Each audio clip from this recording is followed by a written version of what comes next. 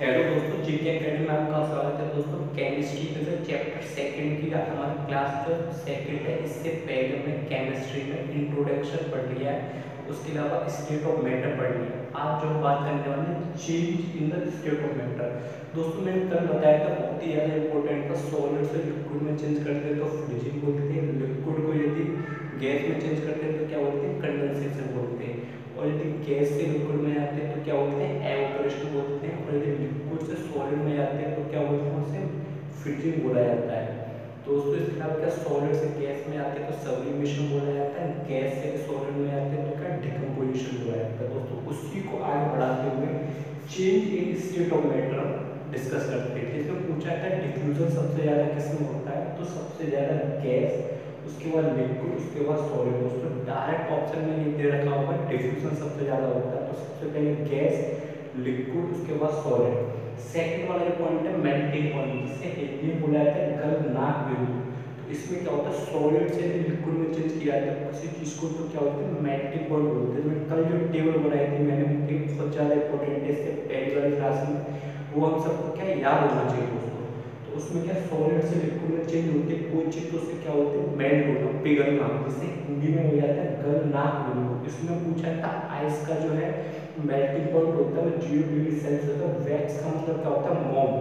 मोम का जो रहता है वो 63 डिग्री सेल्सियस होता है। मरकरी क्या एक ऐसा मेटल है जो कि लिक्विड फॉर्म में होता है, उसका जो रहता है वो 357 होता है, 357 डिग्री सेल्सियस।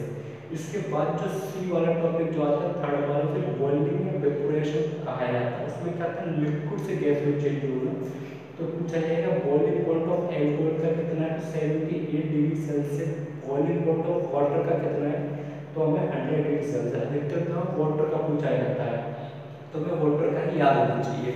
उसके बाद जो इसमें कंडेंसेशन पूछा था, कंडेंसेशन को हिंदी में क्या होती है? संघनन। उसमें क्या होता है? गैस से लिक्विड में चेंज होना।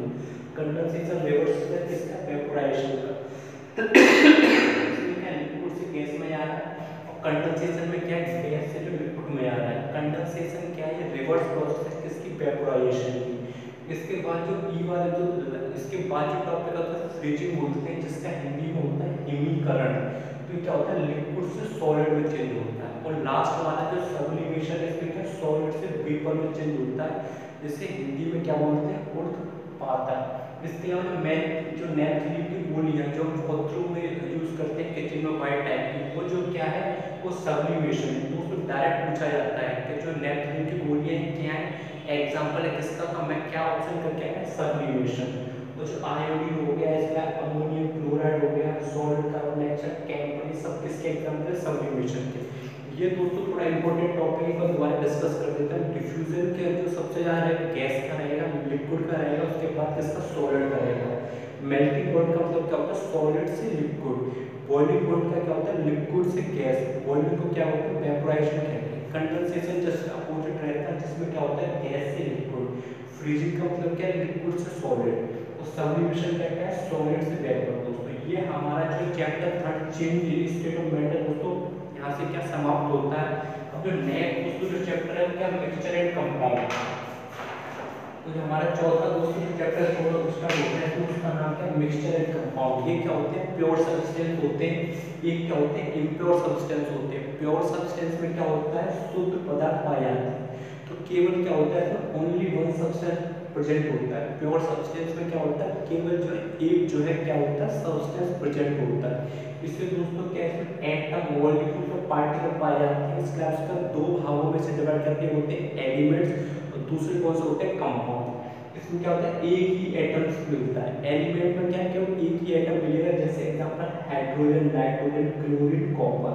और कंपाउंड में क्या होता है? दो एलिमेंट से बना होता है, इसलिए क्या होता है? कंपाउंड पाया जाता है यौगिक। हिंदी में क्या बोलते हैं इसे? यौगिक। जैसे हाइड्रोजन, ऑक्सीजन, NaCl, H2O, ये क्या है? वाटर का फॉर्मूला है। इसमें क्या फिक्स्ड रेशियो है? दो हाइड्रोजन होगा, एक ऑक्सीजन होगा, NaCl, ये फिक्स्ड रेशियो है। इसलिए दोस्तों यहाँ पे देखा था फिक्स्ड रेशियो, उसके फिक्स्ड क्या होते हैं? मेल्टिंग पॉइंट और बॉइलिंग पॉइंट। इसमें दोस्तों क्या कर सकते हैं? ब्रेकिंग नहीं कर सकते, क्योंकि एक ही एलिमेंट है, क्या ब्रेकिंग करोगे? हाइड्रोजन है, ऑक्सीजन, इसकी क्या ब्रेकिंग हो? कुछ ब्रेकिंग नहीं हो सकती इसमें कोई फर्दर डिवाइड नहीं हो सकता, क्योंकि इसमें क्या एक ही एलिमेंट है। इसके बाद एलिमेंट जो फॉर्म पाए जाते हैं सॉलिड, लिक्विड और गैस में तीनों पाए जाते हैं। मेटल्स जो होते हैं तीन प्रकार के होते हैं, एलिमेंट पाए जाते हैं, मेटल, नॉन मेटल और मेटलॉइड्स। यदि मेटल की बात करें तो 91 है, नॉन मेटल की बात करें तो 20 है, और मेटलॉइड की बात करें तो 7 है। जैसे हमारी नेक्स्ट जो चैप्टर जो आ जाएगा दोस्तों पीरियोडिक टेबल के बारे में बात करेंगे, उसमें मैं बात करूँगा आपके मेटल्स, नॉन मेटल और मेटलॉइड्स की। वैसे हमें पता होना चाहिए मेटल कितने 91 है, मेटल कितने 7 है, नॉन मेटल कितने 20 है दोस्तों। इसके बाद जो प्योर सब्सटेंस हो जाती है, एलिमेंट्स और कंपाउंड होते हैं। एलिमेंट को क्या तत्व बोला जाता है, कंपाउंड के यौगिक बोला जाता है। एलिमेंट में क्या होता है, केवल एक सब्सटेंस होता है, इसकी क्या फर्दर डिवाइड नहीं कर सकते क्योंकि एक ही रहता है, न सिर्फ ब्रेकिंग कर सकते हैं। दूसरा जो रहता है उसे कंपाउंड बोला जाता है, तो एक से ज़्यादा एलिमेंट होते हैं, जैसे H2O, NaCl, इसमें क्या फिक्स्ड लिस्ट होता है, दो हाइड्रोजन रहेंगे एलिमेंट और एक क्या रहेगा दोस्तों ऑक्सीजन। इसके बाद बात करते हैं इसकी इम्प्योर सब्सटेंस। तो दोस्तों इसमें मिक्सचर कंपाउंड में जो इसके बाद जो स्टार्ट होगा वो क्या होगा, इम्प्योर सब्सटेंस। तो इम्प्योर सब्सटेंस में क्या रहता है, more than one substance. Pure substance में क्या आता है, केवल एक सब्सटेंस था। इसमें क्या एक से ज्यादा दोस्तों क्या सब्सटेंस है।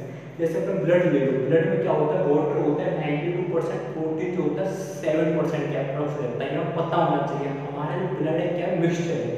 मिक्सचर का मतलब क्या हो गया, दो चीजों का दोस्तों क्या कंपोजिशन हो गया, या दो चीजों का मिलन हो गया। मिक्सचर को हिंदी में क्या बोलते हैं, मिश्रण। तो दोस्तों मिक्सचर जो है ये किसका एग्जांपल है, इम्प्योर सब्सटेंस है। इसमें होता है होमोजीनियस, एक होता है हेटेरोजीनियस। तो होमोजीनियस जो होता है उससे हिंदी में बोला जाता है सदगामी, और उससे हेटेरोजीनियस को हिंदी में बोलते हैं विषमगामी। दोस्तों इसमें क्या होता है, इसमें जैसे इसका एग्जांपल होता है एगोड। इसके अलावा क्या होता है इसमें लेमोनोइड, नींबू, चीनी। दोस्तों इसमें क्या हम अलग नहीं कर सकते, जहाँ पर अलग नहीं कर सकते दोस्तों, यार पानी के अंदर नींबू डाल दो आप तो उसे अलग नहीं कर सकता। पानी के अंदर क्या करो, चीनी डाल दो उसे अलग नहीं कर सकते, नमक डाल दो उसे अलग नहीं कर सकते दोस्तों। तो जहाँ पे क्या होमोजीनियस में क्या अलग नहीं कर सकते, इसका सबसे बेस्ट एग्जांपल क्या है, एनॉन। इसके अलावा क्या पानी के अंदर चीनी डाल दो या फिर क्या डाल दो आप, शुगर डाल दो, सॉल्ट डाल दो, उसे क्या अलग नहीं कर सकते। इसमें क्या होता है, सॉल्यूशन होता है। सॉल्यूट क्या होता है, कम मात्रा में किसी चीज की कम मात्रा जो रहती है उसे सॉल्यूट कहते हैं, और ज्यादा मात्रा में रहता है सॉल्वेंट कहा जाता है। इसके अलावा हेटेरोजीनियस जो होता है इसे विषमगामी कहते हैं, इसे अलग कर सकते हैं दोस्तों। हेटेरोजीनियस को अलग कर सकते हैं, होमोजीनियस को अलग नहीं कर सकते।